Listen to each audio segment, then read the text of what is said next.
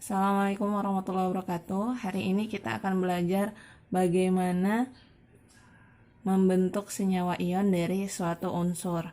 Nah, kalau sebelumnya kita menentukan jumlah dari masing-masing proton, elektron, dan neutron. Nah, maka Ibu akan balik ke penjelasan tentang atom. Nah, jadi di teori atom yang terakhir yang kalian catat tentang teori atom Bohr, maka atom itu memiliki kulit-kulit, dan kulit itu diisi oleh elektron, partikel elektron, dan di inti atom ada namanya partikel proton dan neutron. Nah, sehingga kestabilan dari masing-masing atom itu akan terpengaruh dari jumlah elektronnya. Jadi ada namanya di sini kaidah duplet dan kaidah oktet. Nah, jadi ingat du itu 2, lalu oktet itu dari angka oktav ya, atau oktah artinya 8. Nah, jadi dua kaidah ini dalam mengisi elektron di setiap kulitnya berdasarkan teori atom Bohr, maka duplet ini maksimal terisi 2 elektron di setiap kulit pertama. Nah, artinya setiap kulit pertama itu idealnya terisi dari 2 elektron. Sedangkan kulit lainnya itu maksimal 8 elektron. Jika dia tidak memenuhi dua kaidah ini, berarti dia akan membentuk yang namanya senyawa ion. Oke, sampai sini Ibu harap Ananda sekalian paham. Nah, lalu ketika kalian buka catatan kembali terkait tentang pembagian elektron di masing-masing kulit, maka di sini kan kita akan fokus kepada nomor atom ya. Nah, kalau ada unsur natrium dengan nomor atom dan nomor masanya seperti ini, maka nomor atomnya adalah yang 11. Nah, nomor atom 11 berarti dia menunjukkan jumlah proton dan jumlah elektronnya. Kalau kita konfigurasikan ke kulit, atau kita masukkan elektron-elektron ini ke masing-masing kulit, sesuai dengan rumus 2N pangkat 2 yang kemarin sudah kalian catat, maka di kulit pertama itu akan ada 2 elektron, di kulit kedua ada 8 elektron, dan kulit pertama hanya ada 1 elektron karena nomor atomnya 11. Jadi elektronnya hanya 11. Nah, kalau misalnya Ibu gambarkan dengan versi model atom Bohr, maka akan ada 3 lapisan ya, atau 3 lintasan kulit. Yang kulit pertama ada 2 elektron, nah yang berwarna merah. Nah, elektron itu muatannya negatif, lalu 8 elektron di kulit kedua dan 1 elektron di kulit terakhir atau kulit ketiga. Nah, elektron di kulit terakhir ini karena dia sendirian, maka dia lebih cenderung untuk pergi ya.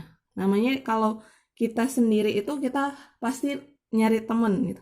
Makanya ini biasanya dia akan melepas.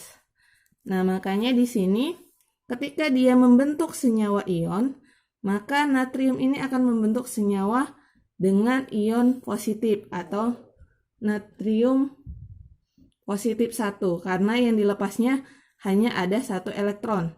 Tapi ketika yang dilepasnya itu 2 elektron atau 3 elektron, maka Na akan bermuatan 3 positif atau 2 positif. Bu, jadi bagaimana menentukan kalau dia bermuatan positif dan negatif? Nah, Ibu kasih contoh satu lagi yang bermuatan negatif. Nah, kalau misalnya ada senyawa Cl dengan nomor atom 17, maka berarti di masing-masing kulit itu akan terisi di kulit pertama 2 elektron, di kulit kedua 8, dan kulit terakhir 7. Nah, kalau kaidah duplet itu kan maksimal 8 elektron. Nah, dari angka 7 itu maka dia hanya tinggal kurang 1 lagi. Maka atom Cl ini akan cenderung menerima, bukan melepaskan 7 elektron. Nah, karena dia butuhnya 1, maka tidak mungkin dia melepaskan 7 untuk lebih stabil. dengan 2 kulit, tapi dia akan lebih stabil jika dia menerima 1 elektron datang sehingga jumlahnya itu menjadi 288. Makanya ketika digambarkan menjadi senyawa ion, dia akan membentuk Cl negatif. Nah, jadi pertandanya ketika dia ionnya positif, itu elektronnya di bawah atau lebih kecil dari 4. Nah, ketika dia elektron di kulit terakhir atau elektron valensi kita menyebutnya, maka elektronnya itu harus lebih dari 4. Maka itu dia bermuatan negatif. Karena ketika, kan tadi kaidahnya oktet ya, 8.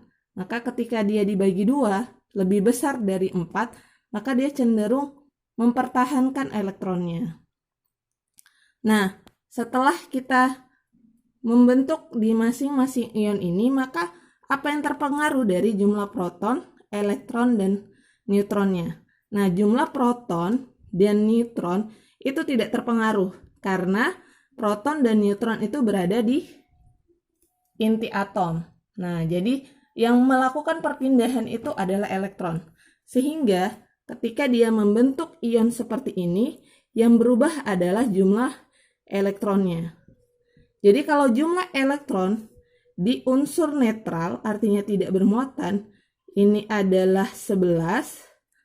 Nah, karena dia melepas 1, maka jumlah elektronnya tinggal 10. Seperti itu.